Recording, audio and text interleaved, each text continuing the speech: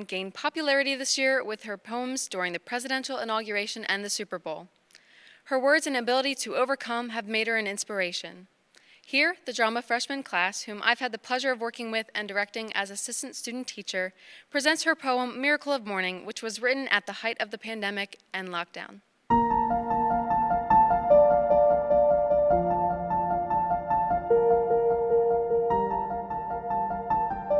I thought I'd awaken to a world in morning.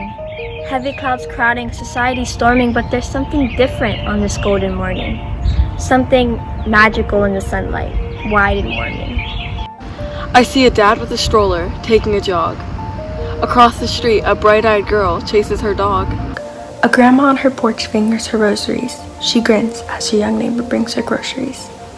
While we might feel small, separate, and all alone, our people have never been more closely tethered.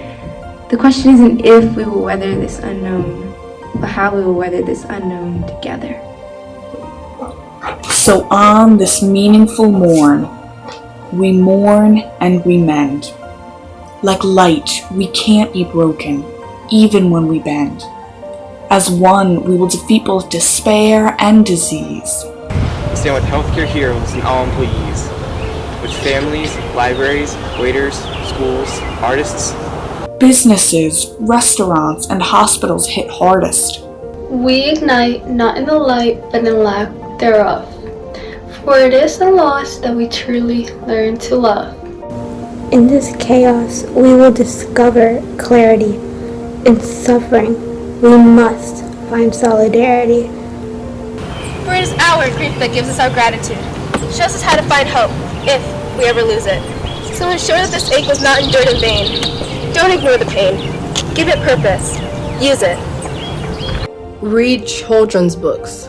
Listen to DJ music. Know that this distance will make our hearts grow fonder. From the waves of our world will emerge stronger. We'll observe how the burdens braved by humankind are also the moments that make us humans kind. Let each morning find us courageous, walk closer. Heeding the light before the fight is over. And when this ends, we'll smile sweetly, finally seeing how in testing times you became the best of beings.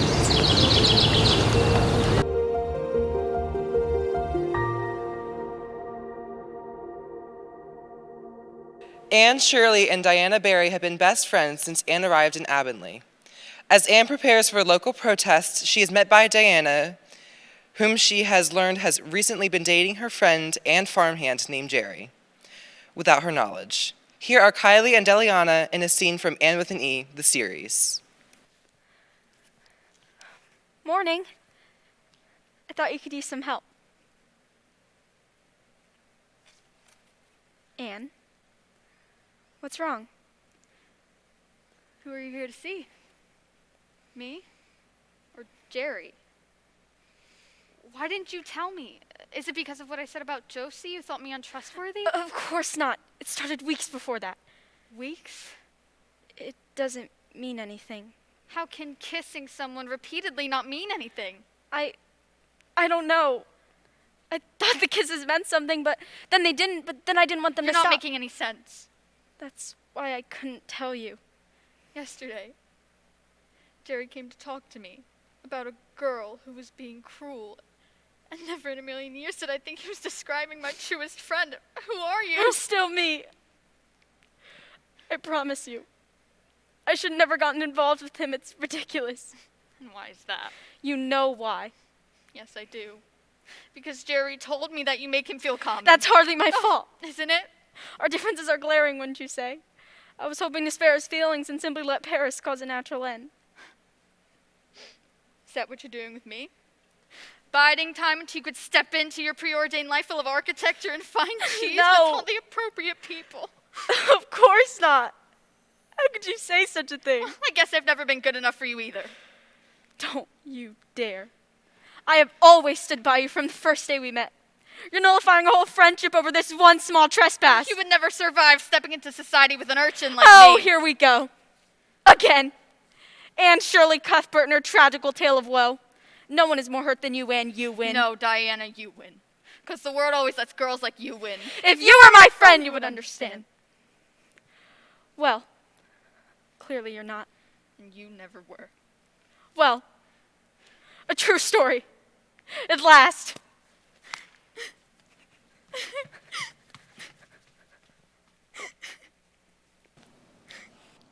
Jason has had a successful career in writing with his partner of 10 years. Just as she ends their partnership, he decides to confess his past and who he really is. This is God representing a monologue from romantic comedy by Bernard Slade. My real name isn't Jason Carmichael. It's Joy Mahavalik. I didn't graduate from Yale. I never even finished high school.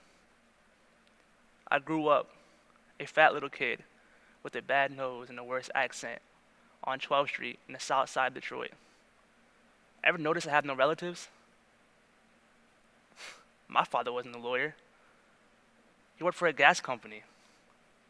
I never knew him. He ran off with this lady who lived upstairs when I was 4 years old. And my mother, she worked at a cafeteria in a GM plant. So I pretty much lived on the streets. And when I was 13, she passed away. So I was put in a bunch of foster homes. And before I turned 15, I was arrested 3 times.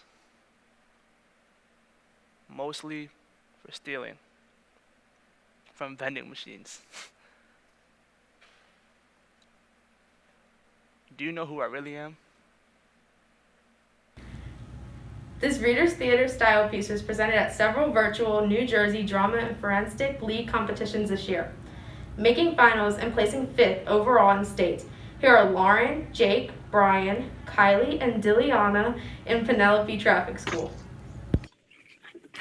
Okay, everyone, welcome to Traffic School. I know a lot of you won't be here, but need I remind you, you're all here because you messed up. This ought to be fun. Yeah, I hear that. I could probably hear you better just because I have really good ears. So, I was in a listening contest this morning. I came in first and second, so my eardrums are just really big, probably bigger than yours, so yeah. Hi, I know it's been a while since you've all been in school, but if you want to talk, you're going to have to raise your hand. Actually, I was in school this morning, so I go to school all the time, go to school on the weekends. I just came from there. I just came from school, so yeah. Excuse me, what was your name? Penelope. Well, Penelope, if we don't get started, we'll be here till Tuesday. That's my favorite band from the 80s. I have all their CDs and everything, so. Great. Well, my name is Regina. As you know, we will be together for 9 full hours today. Excuse me, can you tell me when the breaks are going to be? Because I have to pick up my 7-year-old daughter from her piano lesson. I have to pick up my 6-year-old daughter, so just 1 year younger than yours, so she'd probably live a little bit longer than yours. And she teaches piano, so she also teaches horns and computers and guitars and Spanish. So. To answer your question, we will have an hour for lunch and a couple of 15-minute breaks throughout the day. Now, I'd like to have you all tell each other why you're here. Jim, why don't you start? Well, I had an accident and my insurance rates went through the roof. And the roof too, so they were just really high. Mine went around the roof and inside of it, and they were all just so high. They were all just over the roof, probably higher than yours, so. Anyway, my insurance company said that if I completed this class, they'd lower my rates. So so much they'd pay for me. So I guess my insurance company is better than yours. So it's Geico. Penelope, could you please sit down?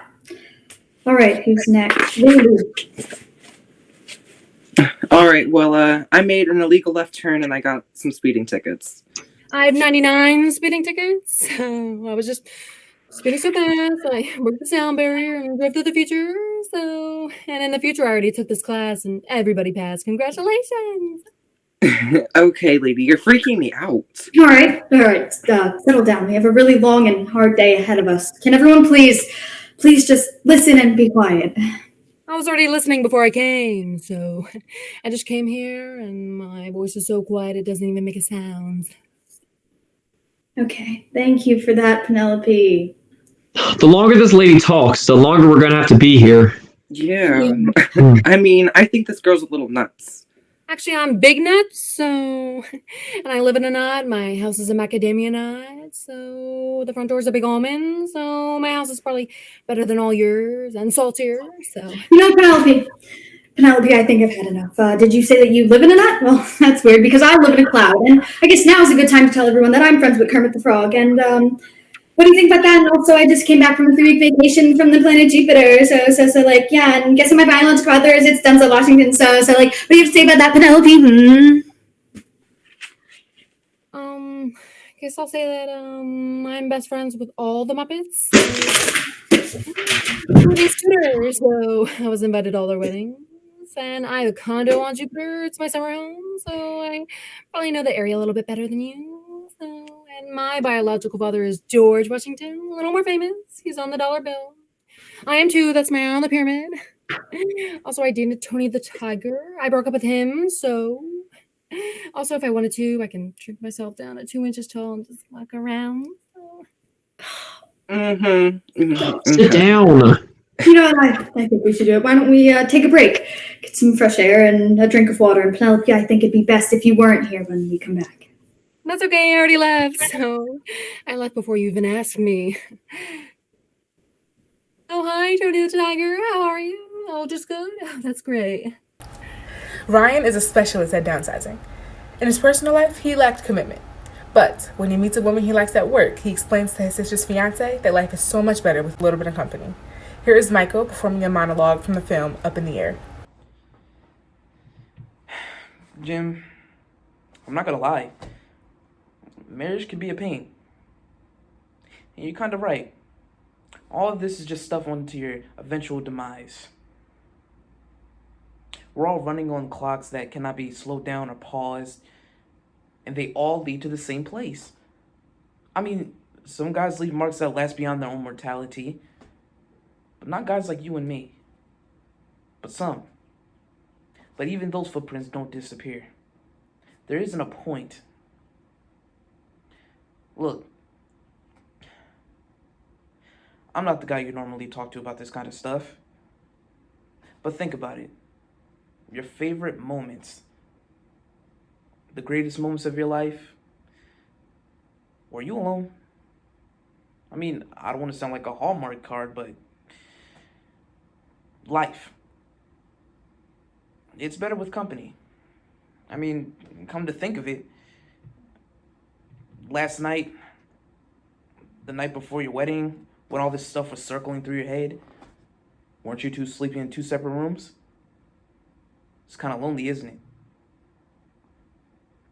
I'm saying that everybody needs a co-pilot. Adam's longtime crush and friend Jenny is getting married to his other friend Philip, who has insisted that their wedding take place underwater in scuba gear. Jenny asks to meet with Adam about her doubts. Here are Simon and Max performing a scene from The Shape of Things by Neil LaBute.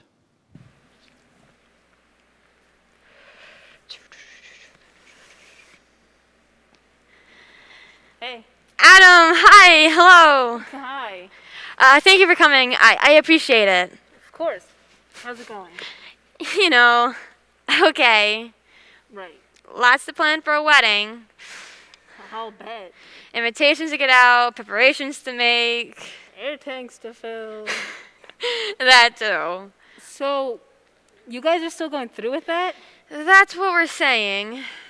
What do you mean saying? No, we are. It's just... Jenny, what? You know what? It's Philip. He's acting funny. Funny how? Like telling jokes funny or making letter bombs funny? No leather bombs yet. Just funny, like odd, but nice. Nice. Yeah, like sweet. I love the guy, I do. It's just I wouldn't describe him to people as sweet. Would you? I wouldn't exactly use his name and sweet in the same short story. That's what's bugging me. Why though? Maybe he's just... I've only seen him act like this once. Maybe twice. No, definitely once. When we were first going out, and he was still in that other relationship, and it was mostly over. But remember that? Yeah, I do. The other one. Yeah, the other Jenny. And when I would call, he would freeze up, and I would say, "Hey, it's Jenny." And he'll get all kinds of sweet and fish around until he realized it was her or me. God, I used to say that. So, do you know anyone else named Jenny right now? No, it's not exactly the feeling or the name, more of the feeling that there's somebody else, you know? Nah. Okay, I'm just being my insecurities and all. The reason not to dive in, take the plunge, jump off at the deep end. Stop me before. Cute, but yes, I want to get married. I do. I love the guy. It's just I don't believe him now that he is. Well, you got me. Really? You haven't seen or felt that or anything? I only see him like once a week in our survey course, so it's not like I'm in the inner circle anymore. I know. I just thought that. But I would tell you, Jenny, seriously, I would. Really? I think so. I mean, it's a lousy thing to pass on to a person, and if I did, know something and then told you, you'd more likely hate me forever than be grateful. Yeah, that's probably right. You could lie, feel free. No, you're right. So, that doesn't exactly make me want to come clean here or anything, which I don't have anything to come clean about, okay? Seriously. I feel I would. I do, because you're pretty amazing, if the truth be known, and you're almost married, so why shouldn't it be? The truth, I mean. Thank you. Not a problem. Anyway, that's all I know, which is nothing. Okay, I'm just being stupid. Look, if you feel it, it's not stupid. You're a lovely person. You know that? Whatever. The sophomore drama class combined voice and movement in a memorization exercise. Here are some of them presenting the prologue from Romeo and Juliet by William Shakespeare. Two households, both alike in dignity, in fair Verona where we lay our scene, from ancient grudge breaks to new mutiny, where civil blood makes civil hands unclean. From forth the fatal loins of these two foes, a pair of star-crossed lovers take their life, whose misadventure piteous overthrows doth with their death bury their parents' strife. The fearful passage of their death-marked love, and the continuance of their parents' rage, which but their children's end not could remove, is now the 2 hours traffic of our stage. The which if you with patient ears attend, what here shall miss, our toil shall strive to mend.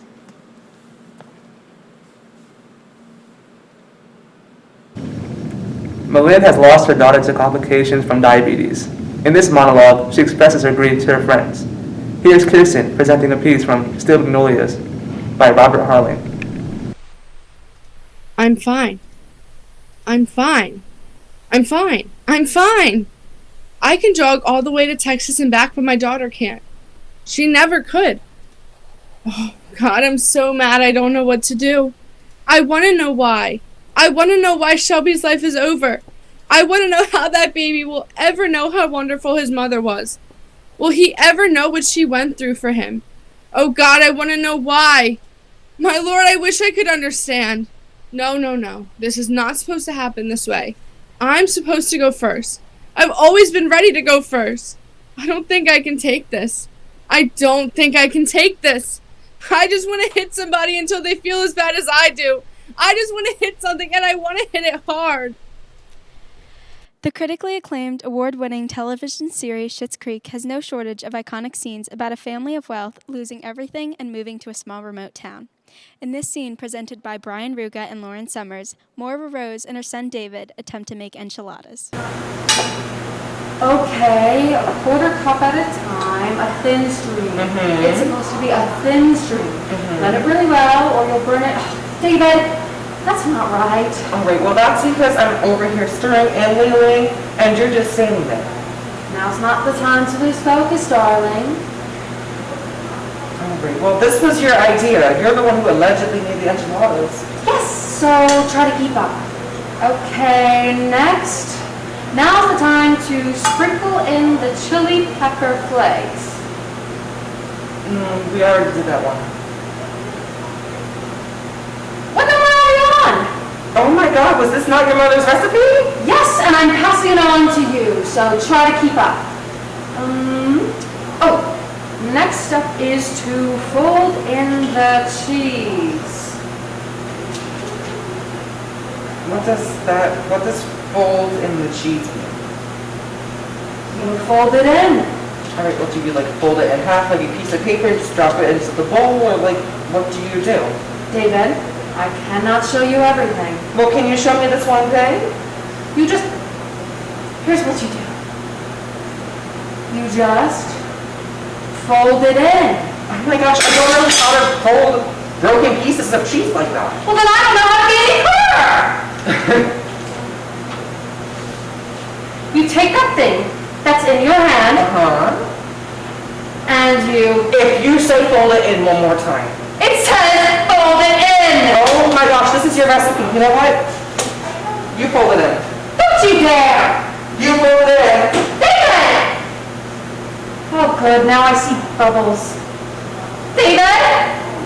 What does burning smell like? Sisters Annie and Mitzi have shared a room their whole lives. Now one sister is spending her last night at home before going away to college. Here are Chanel and Sophia presenting A Room All by Myself. Well, tomorrow's a big day. How does it feel going away to college? Kind of scary. I think I'm supposed to feel all grown up, but I really don't. Don't get me wrong, I am excited. I'm gonna miss you. I'll miss you too. No, you won't. You're gonna be so busy going to your classes, meeting new guys, getting new friends, attending all parties. You're not even gonna think about me. You think I'll meet new guys? They're gonna be thirsty over you. With your looks, they're gonna be climbing through your room doors. It'll be kind of nice, starting a new life. Leaving high school behind and moving into adulthood. Does college make you an adult? So you're gonna take care of mom and dad for me? You got it all backwards. Dad will need somebody to go jogging with, and mom will have to try to teach you how to cook. Something you've been avoiding for 18 years. Just think, you'll finally get what you always wanted. What? A room all to myself? You'll be the only one home, and you'll have their undivided attention. It's not all that great, you know. Enjoy it while it lasts, 'cause next year, you're out of here too. I'm not going to college. Since when? Since I've seen all those hoops you had to go through just to get in, the stress on mom and dad, thinking how are they going to pay for all this. Oh, they got plenty of money. Yeah, plenty of money for the books, the clothes, and that laptop. Look, that used laptop couldn't have cost that much. Just try to make it last, okay? Okay. Let's not quarrel on my last night. Tell me. What? Never mind, you think I'm gonna be silly or something. You are silly. Alrighty, who's gonna keep me honest if you're not around? You've got everything packed, right? Right. Even the teddy bear that Aunt Shelly made you when you were 6 years old? Whether I ghost, she ghost.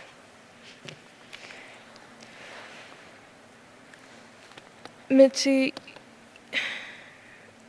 So I guess that's it then. We can get ready for bed. Just think, this will be my last night sleeping here. Mitzi, you're going away to college. You're not going to outer Mongolia. Mm, You're gonna be here for Thanksgiving. I guess.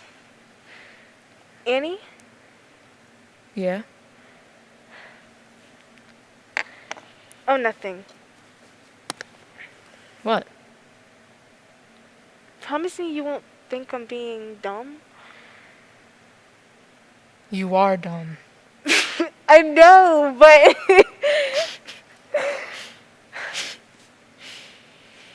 You know, if you get homesick, I'll accept all your calls. And if you don't have a date to homecoming, I'll dress up as Brad Pitt and I'll be your escort.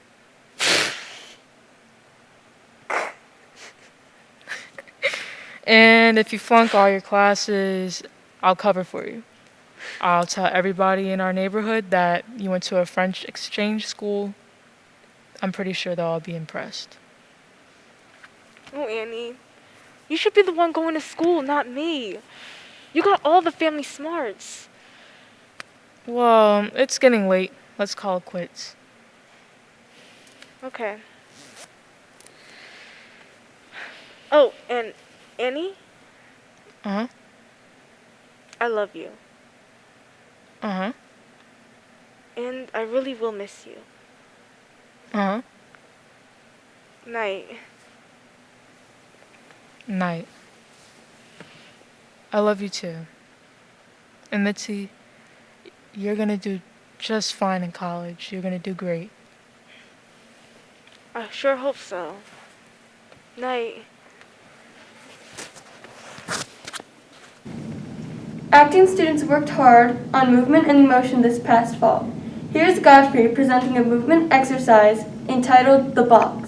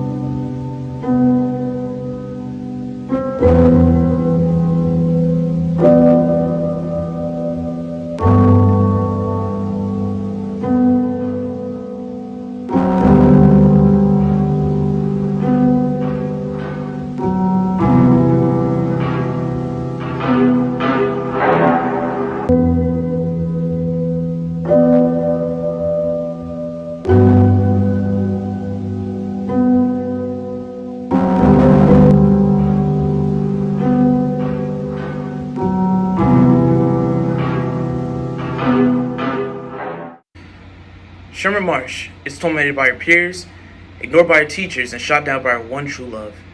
Her world changes when she discovers a magic Yu-Gi-Oh card which summons a devil by her side. Here are Brian and Carla performing The Devil in the Sherman Marsh.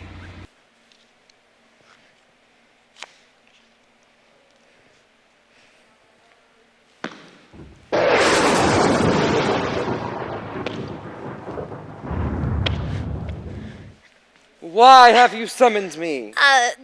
I'm sorry. I didn't mean to. You, Sherman Marsh. What is your bidding? Bidding? Excuse me.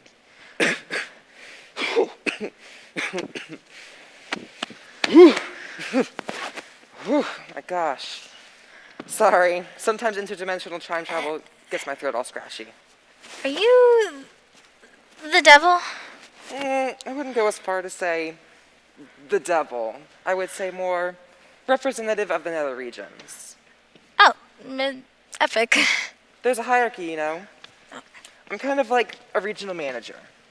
I have domain over those who place gum underneath desks. So, if you put gum underneath a desk, You're going straight to the underworld where countless horrors will meet you. I've devised some pretty cool tortures myself. There's the Mariah Carey listening hour, the standardized testing week, the dentist visit, and most unnatural and soul-crushing of all, the watching a Battlefield Earth. Oh. Dreadful movie, really. John Travolta dressed up as a cyclo. Man, we were cheering in the underworld when that one came out. We were like, yes, more viewing nightmares for the damned. In fact, we've been behind a lot of his movies recently. We're his silent partner. In an odd way, this is very educational. Yeah, but enough about me. Let's hear about you. Sherman Marsh. How's it going? Disastrous. Okay, and do you mind if I take some notes? I like to write some stuff down. Can't you use your unholy powers for that? Of course, but note-taking isn't one of them. All right, so. You're not doing well. Everyone else is an idiot. Okay, and you feel superior to them? I am superior to them. Even better. What in particular distresses you about humanity? The educational system. It's turning out mindless drones whose only goal is to consume natural resources and gorge themselves on fast food. Right, so it's doing its job. And then, when someone does show a glimmer of intelligence... Crushed. Exactly. All right, and it looks like you also have the hots for Andrew Thompson. He's Foxer. All right, well, there are some significant issues here, but I might just be able to help you. How so? Well, just because I'm not actually the devil doesn't mean I can't do some pretty devilish things. I have a few supernatural powers that might be able to assist you. Such as... Such as, let me worry about that. Now, if I have the terms correct here, I think we can get you what you want in no time. We'll have you out of here today with a fancy new life. But I don't want a new life. I want a better life. Okay. But hear me out. You become a famous rock and roll musician.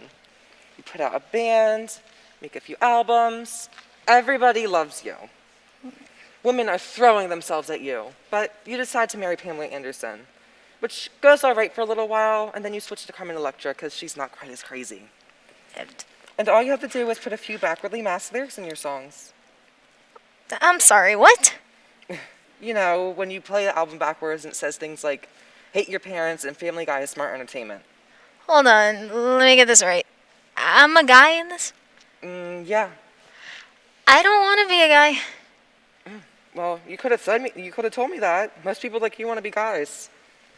I'd prefer to stay female, please. Okay, but you'll consider male? Because I've got some great packages. Female. Okay. Picture this. You wake up in the morning. You flex your toned legs, look in the mirror, sweep the flowing blonde hair out of your beautiful blue eyes, and get ready for a new day. And you're able to wear those short little shorts that everyone really likes. I beg your pardon? Your boyfriend, Chip, he picks you up in his red Thunderbird. He works for an investment banking firm. You go on trips, he buys you dresses. I don't know. Fine. Shoot down all my good ideas. I don't know that we'll be able to do a deal here. I'll be leaving. Wait, hold on, just a second. I desire to be popular. Well, both the famous rock star and the hot chick playing in Clue being popular. No, I mean, I want intelligence to be popular. So, you want me to warp the entire fabric of reality then? I mean, can't you do that? Of course I can. I just choose not to. I don't know if you can. Oh, I can. Then why don't you? You think you're the only one I have deals with? What about all the politicians I have deals with? You think it's going to be easy to explain to them that their whole I'm a common man garbage won't work anymore and that they'll have to be perceived as intelligent in order to be elected? That's a lot of work. Okay, fine. You're not terribly powerful. It's okay.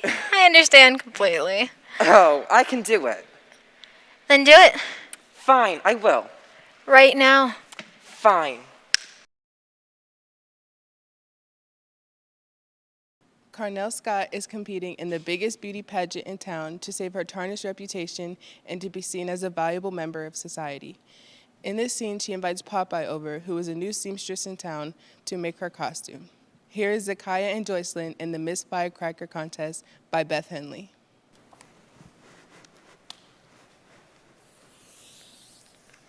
Are you about done? Mostly. This here's all I need. There. Done. Good. Well, I've got to stretch a minute.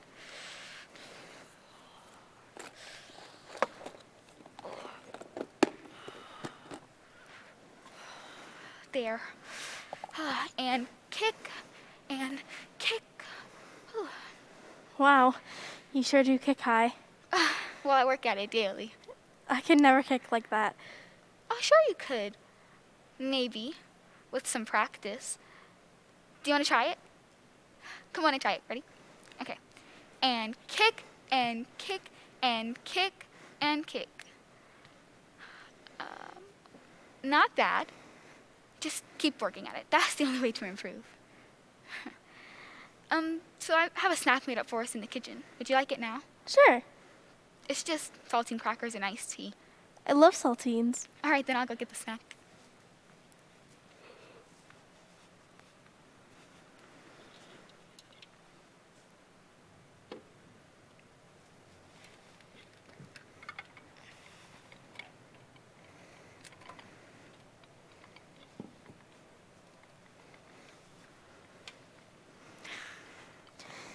This house sure is scary. You don't like it? It's scary. Well, it's just like my Aunt Ronell fixed it up. That old spinning wheel, these lace doilies, those old pictures in the frames here. I'd prefer something a little more modern and luxurious, but that's just me. Oh, you live here with your aunt? Oh, no, she died. She had cancer. I'm sorry. Well, see, what it was... Do you take lemon? Please. Anyway, she had this cancer of the pituitary gland, I believe it was. So what they did was they replaced her gland with the gland of a monkey to see if they could save her life. And you could just help yourself to the sugar. Thanks. And they did keep her alive for a month or so longer than she was expected to live. Well, that's good. Of course, there were such dreadful side effects. She started growing long black hairs all over her body. Just like an Eve. Gracious Lord! It was very trying. But she was so brave. She would let them take photographs of her. Everyone said she was just a saint or an angel, one or the other. It gives me the shivers. It was awfully hard on me losing my Aunt Renault. Although I guess I should be used to it by now. What's that? People dying. Seems like people have been dying practically all my life in one way or another.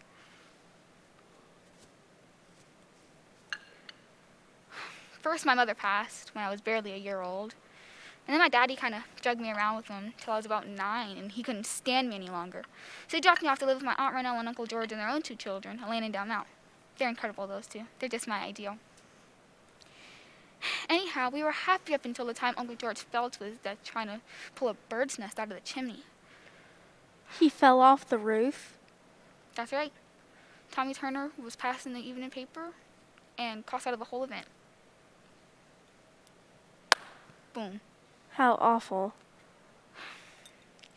Then my original daddy appeared back to live with us, looking all kind of fat and swollen.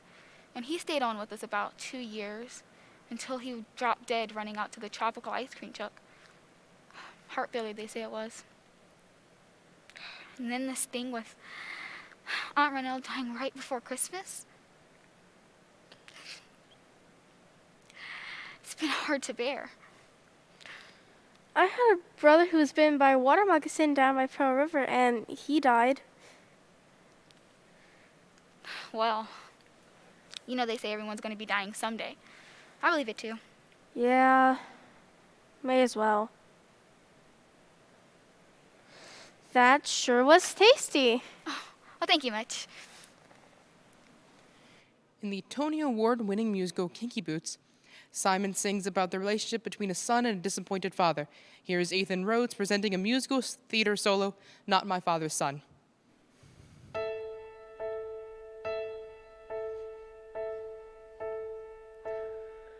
When I was just a kid, everything I did was to be like him. Under my skin, my father always thought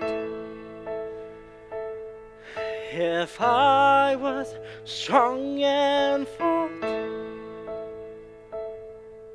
not like some albatross, I'd begin to fit in. Look at me, powerless and holding my breath, trying hard to suppress what scared him to death. It was never easy to be his type of man. To breathe freely was not in his plan. And the best part of me is what he wouldn't see. I'm not my father's son. I'm not the image of what he dreamed of, with the strength of Sparta and the patience of Job. Still couldn't be the one to echo he done and mirror what was not in me. So I jumped in my dreams and found an escape. Maybe I went to extremes of leather and lace, but the world seemed brighter 6 inches off the ground, and the air seemed lighter. I was profound, and I felt so proud just to live out loud. I'm not my father's son. I'm not the image of what he dreamed of, with the strength of Sparta and the patience of Job. Still couldn't be the one to echo what he'd done and mirror what was not in me.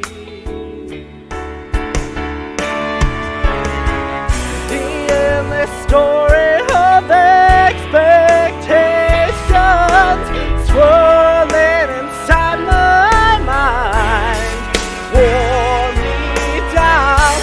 I came to a realization, and I finally turned around to see that I could just be me.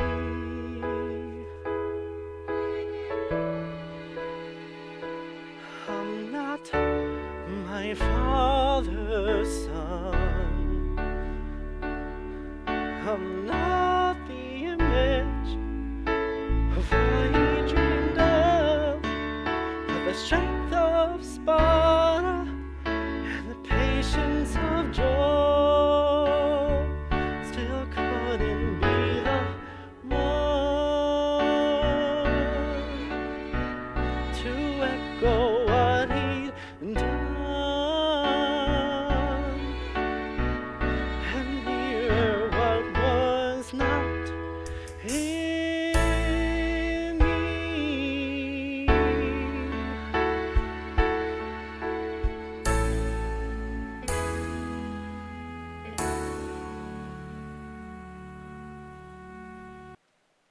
The junior class also did an exercise in combining voice and movement. Here are some of them presenting Puck's speech in William Shakespeare's A Midsummer Night's Dream. If we shadows have offended, think but this and all was mended, that you have but slumbered here, and while these visions did appear, in this weak and idle theme, no more yielding but a dream. Gentles do not reprehend, if you pardon we will mend, and as I am honest Puck, if we have unearned luck, now to escape the serpent's tongue, we will make amends ere long. Else the Puck a liar call, so good night unto you all. You give your hands and we be friends, and Robin shall restore amends. No one ever said growing up was easy.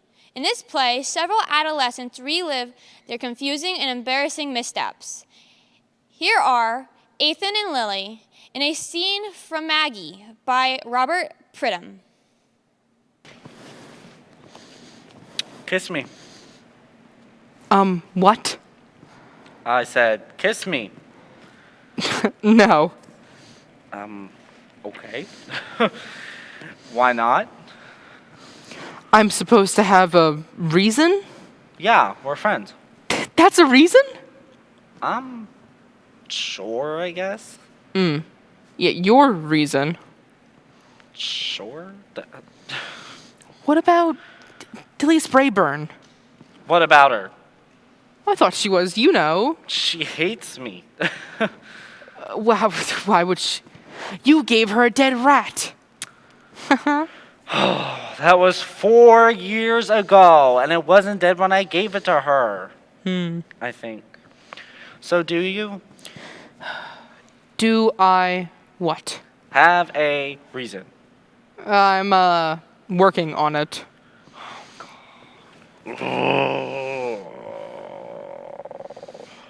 How long? How long? Until you have a reason? Yeah, I'm thinking 37 years. Funny. Oh, you think? You a les? No. So then... So then what? So then you can kiss me.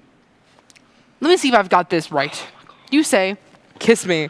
I say, no. You say, are you a lesbian? I say, no. And then you say, so then you can kiss me. Is that pretty much how this is going? Yeah, pretty much. Sad. What's so sad about it? That you wouldn't kiss lesbian. Wait, I didn't say I wouldn't kiss lesbian. So would you? What, kiss lesbian? Yeah. Huh. I haven't really thought about it, to be honest. Maybe you should. Yeah. But what if she won't kiss me back? Then I guess you'd be out of luck, huh? Yeah. But you're not. No. Wait, you're not, are you? What do you think? I asked you. I'm asking you. But how would I know? See, that's the point. You wouldn't know. Right. So no matter how this goes, you still wouldn't know. But that's not... Wait, this is getting way too complicated for me. You asked. Right. So about that. No. So then... Okay. Okay. I just thought I'd try it. Better luck next time, huh? Yeah. Between juggling school, her dysfunctional family, and her future, 17-year-old Bella has reached her breaking point. Here we see what Bella has wanted to say for years. This is Chanel Mitchell presenting One Way Conversation by Joseph Arnon. You don't understand. You don't ever hear what I'm trying to say to you.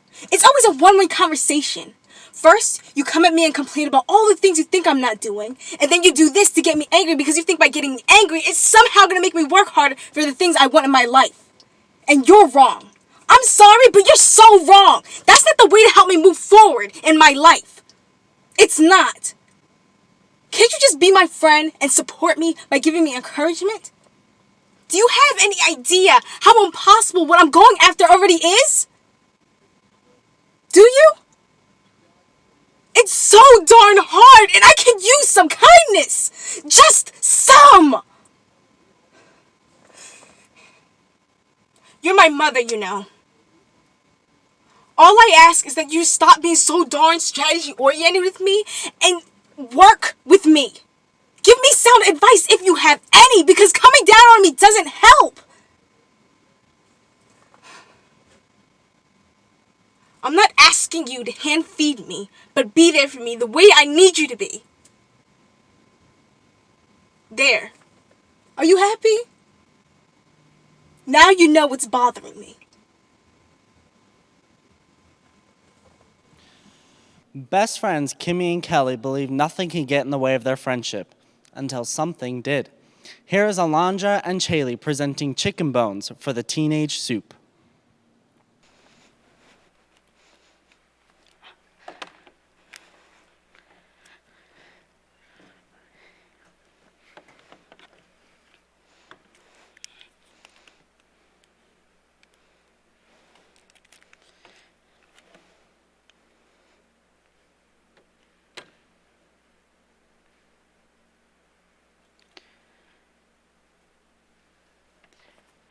Kelly, you are my very best friend. You're amazing. Kimmy, you know I feel the same way about you. You know, Bridget gave me one of her school pictures yesterday, one of the little wallet-sized ones, and she wrote on the back of it, "Best friends forever." But I know she doesn't really mean it. She was just writing that. She wrote that on mine too. No way.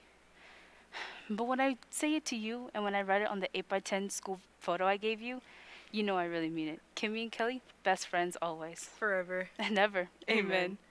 See? That just shows what amazing friends we are when we finish. Each other's sentences? Yes, like we're one person. Inside two bodies. Yeah. You know, when I'm talking to you, it's as if I'm talking to myself. I know what you mean. And how many times have we worn practically the same thing to school, and we didn't even call each other? I know it. We have the both same taste in foods, the same taste in music. The same taste in fashion, the same taste in guys. Yeah, we do. Don't we? We're the luckiest two people on earth to have each other as friends. The first day in kindergarten, the first day I met you, it was like a cloud opened up and the sun came shining through, and I knew we were going to be like twins. Yeah, I remember that.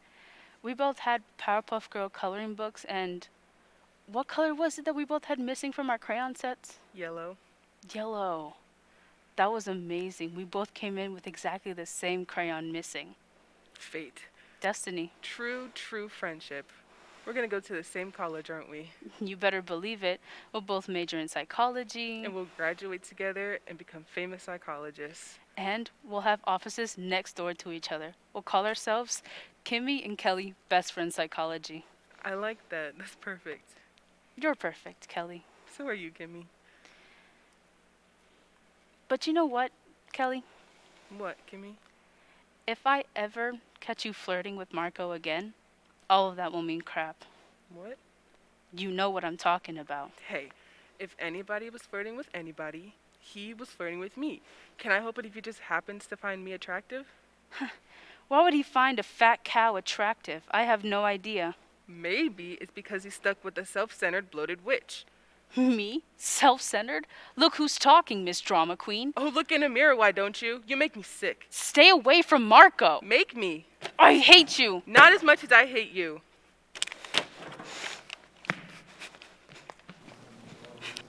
Sally is a struggling actor who wants to put out work that is meaningful and genuine. When she finds herself in a tough situation as she's writing a piece about her abusive ex-husband for her acting class, she rants to her boyfriend, Barry. In the midst of chaos of emotions from her piece, Sally's talent agency has set her up with a producer that presents to her a sexist idea for a TV show that she would star in. Here's Lauren Summers performing Sally's monologue from the HBO series Barry. I'm sorry, can we stop for a second? I feel like I need to say something, Barry. This piece that I'm doing for class, it's exactly what I should be doing. I'm terrified, okay? Because my piece is real. This is not a character, it's me. Raw, unapologetic truth with a capital T. All caps, actually. Oh, I'm thinking like a writer now. I mean, this is stuff I couldn't talk about without lying, and here I am, about to strip naked in front of a bunch of strangers and share something that I am massively ashamed of. Not literally, I don't believe in nudity unless it drives the story forward, but I have to do this. It's my story to tell. But, I mean, so many other women have the same story. What am I, a spokesperson for them now? Could I be the face of a movement? But what if I get it wrong? I resent the fact that Nick can get up there and talk about his stomach condition, and it's not like he has to be the poster boy for bulimia. But I get up there, and whatever I say, it's like, what are we saying about women? But what if you get it wrong, Sally? I don't know, you can't get it wrong, Sally. But you can't now tell it either because it's who you are. Which makes this thing my agent sent me on today so insulting. Payback, ladies? It's just another stupid male idea of what strong women are. Oh, grab a gun and some stilettos and get a blowout and look how strong you are now, Sally! It's BS, which, by the way, so is this. This is quite possibly the worst thing I've ever read. But you want to know the worst part? You want to know what's driving me so crazy? I am so jealous that you're reading for this. I've never had a director session for a feature, which is the same thing as a movie, PS. And I've been doing this way longer than you. And I think you'd agree that I'm way better. I made you. But I just need you to know that if you do get it, it's just gonna drive me like 100 times more insane, okay? Continue. The play Ma Rainey's Black Bottom by August Wilson is a fictional look into the day at a recording studio of the real-life Ma Rainey, the mother of blues, in the 1920s.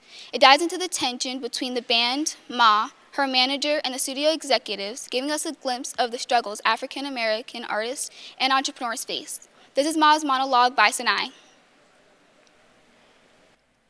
Now, I've been doing this for a long time, ever since I was a little girl. I don't care about what anybody else do. And that what gets me so mad with Irvin. White folks always try to put out on you all the time. And too cheap to buy you a Coca-Cola. I lets them know, though, Ma don't stand for nothing. Want to take my voice and trap them in them little fancy boxes with all them buttons and dials. And too cheap to buy you a Coca-Cola. And it don't take but a nickel a bottle. They don't care nothing about me. All they care about is my voice. Well, I done learned that already. But they're going to start treating me the way I want to be treated, no matter how much it hurt them. Them folks right there, right now, calling me all kinds of names. Everything but a child of God. But guess what? They can't do nothing else, though. They ain't got what they wanted. And as soon as they get my voice down on them recording machines, then it's just as if I'm some dog they can kick to the streets. Ain't got no use for me then. Irvin, he back there too with the rest of them talking about me. He don't care nothing about me either. He been my manager for 6 years, always saying how we need to stick together. But the only time I've been to that man's house is to sing for him and his friends. Listen, if you are colored and you can make them a lot of money, you all right with them. Otherwise, you some dog in the alley. See, me, I'd have made this company more money off my records than any other recording artist they got all together. And they want to come to me saying how much this session costs. I don't pay that talk no kind of mind. After dealing with the stress and isolation of the pandemic, several friends get together. However, one couple can't make the adjustment. Here are Lauren, Jake, Brian, Diliana, Kylie, and Ben in the SNL skit New Normal. Hello, I'm Lauren Summers. I'm Jake Ewan. I'm Brian Ruga. I'm Deliana Valentin. I'm Kylie Hernan. I'm Ben Silvestri, and we will be performing a skit from Saturday Night Live titled New Normal.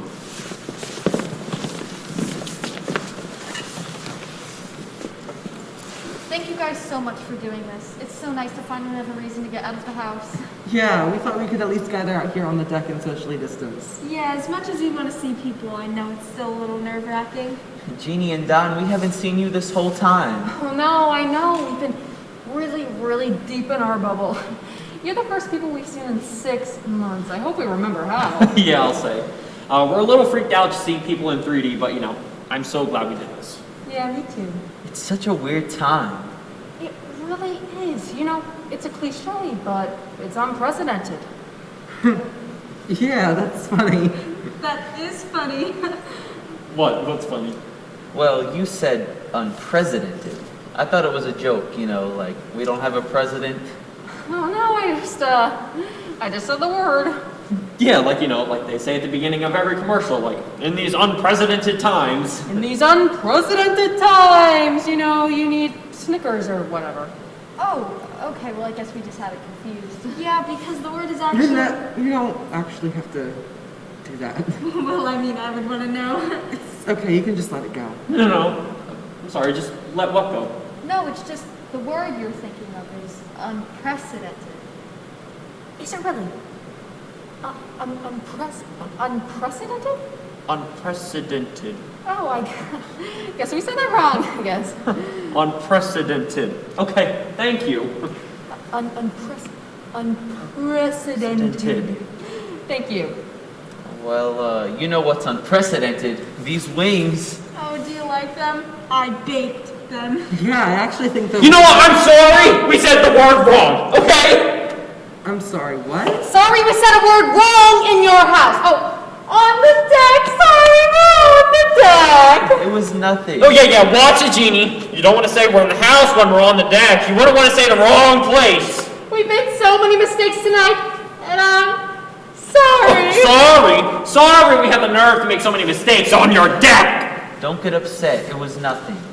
Yeah, the other day I said Dua Lippy instead of Dua Lipa. Look, we have not been out of the house in 6 months. We've had how many COVID scares? I don't know. 20. I get fevers. I don't know why, okay? So if we seem a little on edge, that's just where we're at. Okay, it's just our noon normal, okay? New normal.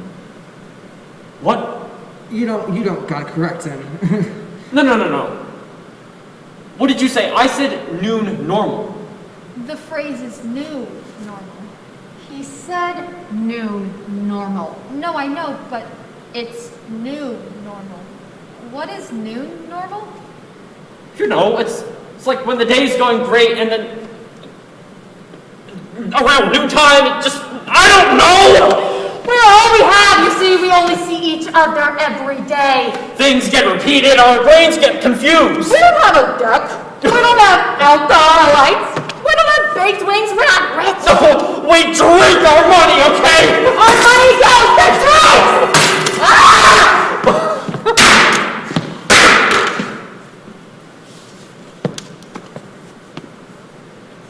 I'm sorry, I picked the wings. I think I broke a glass, and I think she broke one too. So we owe you 2 glasses, all right? For all intent and purposes, I'm sorry. I'm sorry, it's our bad. Jeannie, Don, it's okay. Calm down. The world's a really stressful place right now. You don't need to apologize for anything. My wings are everywhere, but the important thing is that we're here together. And we're safe and healthy. And thank God no one has COVID. I think you mean Coven. Girl, if you say something, we're gonna run out of glasses. Oh, that's right. It is COVID. I meant to say COVID. Here's to the end of COVID!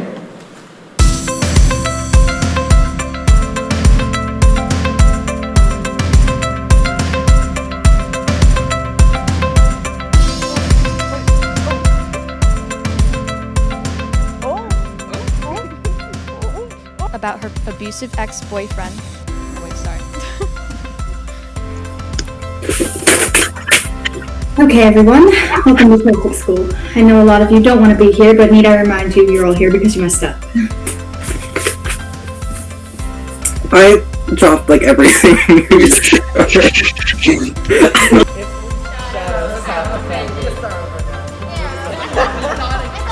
About her knowledge. Here are Carly. Not just Carly. Okay. Hang on, wait for the birds.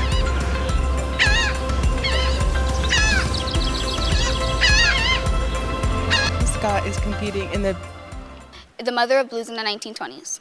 It dives into the tension.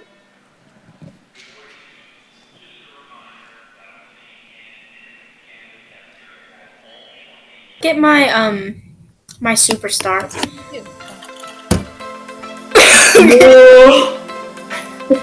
Is this good? Is this good? Here are some of them presenting. It was not endured in vain. Stay there.